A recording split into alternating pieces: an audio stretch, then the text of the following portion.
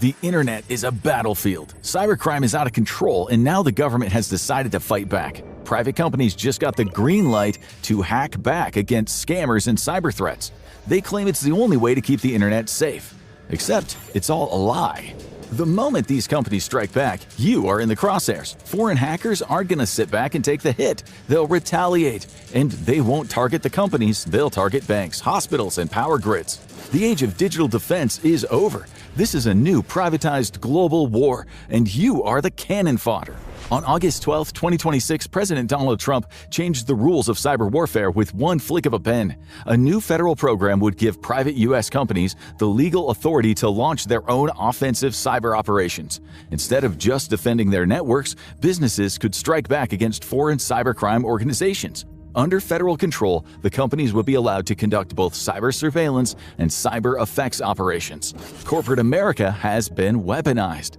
The White House claims this is a necessary step to turn the tide of a war that up to now the U.S. had been losing. Statistics from the FBI's own Internet Crime Complaint Center, or IC3, revealed the scale of the problem. In 2023, reported losses from cybercrime in the U.S. exceeded $12.5 billion. By 2024, that number had hit $16 billion, and in 2025, cybercriminals extorted a massive $21 billion from American targets. Year after year, the numbers move aggressively in the wrong direction, and it doesn't look like it's changing. The explosion of AI and cryptocurrency has just amplified the threat. Since most companies don't report corporate breaches and cybercrimes, the real figures are probably a whole lot worse. For decades, America let law enforcement handle it. Various government agencies were tasked with investigating cybercrime, while the Department of Justice issued indictments against foreign criminal enterprises. From there, Washington relied on allies to track down criminals and bring them to justice. But that system clearly has not worked. Something had to change. The U.S. can issue indictments and push for extraditions, but when those targets are decentralized syndicates operating in some of the shadiest places on the planet, it doesn't matter. They're too far away for D.C. to do anything about it. The federal government can enforce laws within its own geographic boundaries, but those rules and systems don't apply to the vast, borderless expanse of the online world. So Washington decided to go in a different direction. They abandoned the idea of letting government and law enforcement agencies combat criminal networks. They let private companies do it instead. They decided to legalize cyber privateering. Centuries ago, global empires faced a similar problem on the high seas. They could control their own lands, but the oceans were vast, lawless, and full of pirates. Rather than building bigger navies and waging war, governments decided to outsource their maritime security. They issued letters of marque and reprisal to private ship captains. Everyday merchants became legal pirates or privateers. These navies for hire were given the authority to hunt down enemy ships, and in return they got a cut of the stolen cargo. It was cheap and effective, and it allowed the empires to get rid of the enemies without risking their own ships. Privateering was eventually outlawed in the 19th century until the White House brought it back from the dead. The U.S. can't wage war on cybercrime alone. The digital seas are simply too difficult to control. So it's bringing back privateering, albeit dressed up in diplomatic jargon. Strip away all the fancy phrasing, and what it all boils down to is remarkably simple. For the first time ever, the U.S. government has told private companies, you are allowed to carry out cyber attacks. That means private security vendors and cyber defense contractors will no longer be restricted to developing anti-malware packages and setting up firewalls. Instead, they'll have the all clear to go on an all-out offensive to hack foreign networks, steal data, and strike back at botnets and dismantle cybercrime organizations one piece at a time. Washington wants you to think this is a revolution, a new era in cybersecurity, the next leap forward in digital defense innovation, in which the full fury of Silicon Valley can be unleashed. But that idea doesn't stand up. It's a reckless gamble that has a greater chance of going wrong and putting people's lives at risk. Why? Well, because the whole thing is fundamentally flawed. DC is acting as though private corporations will stick to the same standards as law enforcement and federal agencies. They won't. Agencies follow a very strict set of rules and practices, established across generations, taking numerous factors into account. Private companies, however, have one priority that takes precedent over everything else: profit. The U.S. government has a vested interest in hunting down foreign cybercriminals to keep its people safe and protect its businesses. A private security firm is only going to be interested in how much money it can make from hunting criminal organizations. That means they are heavily incentivized to hit fast, hard, and ask questions later. The more aggressive and efficient they are, the better of a chance they've got of getting results. And the results mean revenue. But this could rapidly backfire, because the digital world is an incredibly complex space. It is not neatly divided into regions and partitions with clear borders separating entities from each other. It is messy, it's convoluted, and there can be a lot of overlapping infrastructure between something like a cybercrime syndicate and a hospital cloud network. Cybercrime organizations know this and they exploit it. They can deliberately build botnets made up of innocent people's devices. They can plant digital evidence trails that lead back toward businesses that have done nothing wrong. They can compromise machines belonging to organizations that provide critical services and infrastructure, making them look like parts of a shady digital syndicate. When you give private companies the green light to go out and attack those organizations, it comes with the massive risk that innocents get caught up in the crossfire. And all it takes is the tiniest miscalculation. The most minute error or oversight, and suddenly you have private healthcare databases being breached, water treatment networks going offline, and banking platforms being compromised. It is for this reason that so many cybersecurity experts have argued against this hack-back concept for so long. They knew that it would turn regular people into collateral damage as cyber warfare spiraled out of control. Retired Admiral Michael S. Rogers perhaps put it best when he was speaking to the House Armed Services Committee back in 2017. He argued that hacking back would simply result in more gunfighters out in the streets of the Wild West. As the years have passed, the voices of reason have been drowned out by other, significantly louder voices, lobbyists. For years now, the big tech firms and private security companies have been pressuring Washington to provide them with active defense rights. They claimed that existing legislation like the Computer Fraud and Abuse Act was making them fend off cybercrime with one arm tied behind their back. Criminals could operate with impunity, but corporations were limited in how they could respond. They wanted the right to do more. They argued that it was simply a question of self-defense. They failed to mention the huge profit-making machine that would come into existence if the government eventually agreed to their demands. If the new memorandum moves forward, private cybersecurity firms could charge massive fees to the biggest firms in the world to carry out counter-cyber strike operations on their behalf. Let's say a big financial institution suffers a ransomware strike, for instance. In the past, they'd have had to file reports with the FTC and IC3 and just hope for the best. At the same time, they'd be relying on their own in-house security teams to recover lost files and get their systems back online. Meanwhile, the ransomware group continues to carry out its operations, targeting the very same business just a few weeks down the line. With this new legislation, the company could instead hire a cyber warfare team to hit back at those who wronged them, and the battle would begin.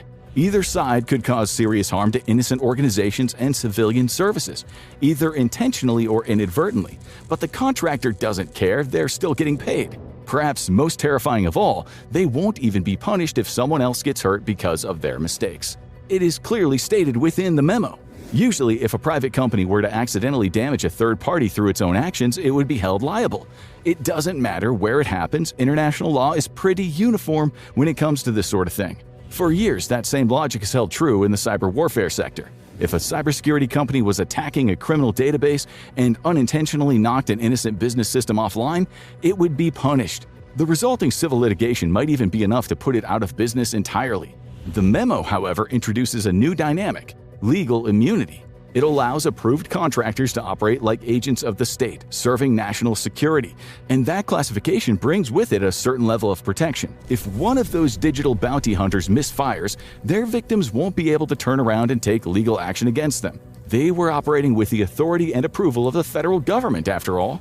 The memo even contains a detailed explanation of what should happen if, or more likely when, something goes wrong. If an approved company accidentally targets an innocent American network or business, the instructions are clear. They must cease operations, try to minimize the damage, and notify the National Coordination Center. There's nothing about them being punished or penalized. The word liability doesn't even appear once in the document. If a private defense firm leaks your private information while attacking a foreign cybercrime group, you have no recourse. You are just collateral damage in the digital battlefield. A battlefield in which both sides have every reason to be as aggressive and ruthless as possible. On the one side are the privateers who only get paid when they get results. Naturally, they'll make the most of their tools to achieve that end. That means the likes of automated scripts, aggressive countermeasures, and brutal exploit payloads designed to devastate scammers' operations from the inside out. On the other side are the criminal syndicates themselves. They have been making huge amounts of cash for decades through scams and dark web data sales. They're not going to give up just because the US government decided to play hardball. They're going to adapt. They're going to lay traps and cause as much chaos as possible. These are not amateurs. They're cold, calculated professionals. They will set up honeypots and dead man switches so that if their servers are targeted, innocent people will pay the price. And the instant they sniff that even something might be wrong, these hackers will unleash worms and more. The White House has attempted to preempt some of the concerns via careful wording of its memorandum. Even if they granted the power to launch offensive cyber operations, private sector firms must still operate according to the control and oversight of the federal government. It lays out strict rules of engagement. The message is clear. The government wants people to rest assured that these cybersecurity companies will be moderated and measured in their actions. They will only target the bad guys, and that every measure is being taken to keep everyone safe. Unfortunately, while that might make for a reassuring statement, it is almost impossible to enforce. And that ties back to the complexities of cyberspace. The US government could authorize a militia to strike an enemy base, giving them specific instructions and coordinates of where to attack. As long as the intelligence is sound and the instructions are followed, nobody else should get hurt. But when the US government allows a private defense firm to go after a cyber syndicate, it's a totally different ballgame. In the digital realm, bad actors don't operate in fixed locations. They don't even use their own physical hardware a lot of the time. They rent the same cloud infrastructure as Fortune 500 firms and healthcare groups. They subscribe to the same hosting providers as a small business and retail brand. More often than not, they'll also reroute their traffic via hijacked civilian networks and compromised devices. It makes it incredibly difficult, if not impossible, for even the most experienced cyber operatives to pinpoint their locations. This is why any notion of targeted cyber operations is so ridiculous, because cybercriminals can conceal themselves so easily among civilian digital infrastructure. It's like a serial killer hiding out in a crowded room. Instead of using a sniper for a clean, precise headshot, cybersecurity firms would throw a grenade through a window. Sure, they would probably get their man, but there would be a huge amount of innocent blood on their hands as well. Should this proposed program come to pass, the world will officially enter a frightening new era of digital warfare. The internet as we know it will no longer be the same. Cyberspace will become an increasingly hostile war zone, with rogue criminal syndicates, state-sponsored hackers, and corporate bounty hunters all fighting it out for dominance. Ordinary Americans and small business owners trying to exist in the same space will be even more defenseless than they already are. Because they won't be able to afford their own digital bodyguards and bounty hunters to keep them safe, they won't have teams of cyber warfare experts on their side looking out for digital identities and their data. It's not hard to imagine how the situation might evolve from there. Those at the lowest levels of the digital food chain will be forced to sign up for increasingly costly and complex subscriptions. The biggest firms, those that can afford their own private armies of government-sanctioned cyber operatives, will offer to protect the little people. And that'll come with bigger consequences, likely in the form of more of their data, more of their loyalty, and more of their freedom. Perhaps the worst part of it all is that the memorandum or any subsequent policy that's implemented won't stop cybercrime at all. If anything, it'll just make it worse. There's far too much money tied up in scams, phishing, malware, and database breaches for cybercriminal groups to simply wave the white flag and just walk away now. They'll just resort to darker, sneakier, smarter tactics. They're gonna harness the powers of machine learning and neural networks to suit their malicious ends. And they're gonna put a lot of innocent people in between them and the companies coming after them. Instead of being isolated incidents, these will become regular occurrences, and they'll be inevitable byproducts of the new and improved war on cybercrime. This isn't how cyber defense is meant to work. True security comes from investing in stronger architecture, bolstering digital law enforcement agencies, and forcing the biggest tech firms to develop stronger software. It requires reforming laws to safeguard individual digital rights, rather than worrying about multi-billion-dollar companies. Because when the new digital war starts, it'll be the rest of us that suffer. As technology gets more advanced, so do the tools available to cybercriminals, and they'll stop at nothing to get what they want. Watch 10 most dangerous hackers of all time to see their Cyber Hall of Fame, or click this.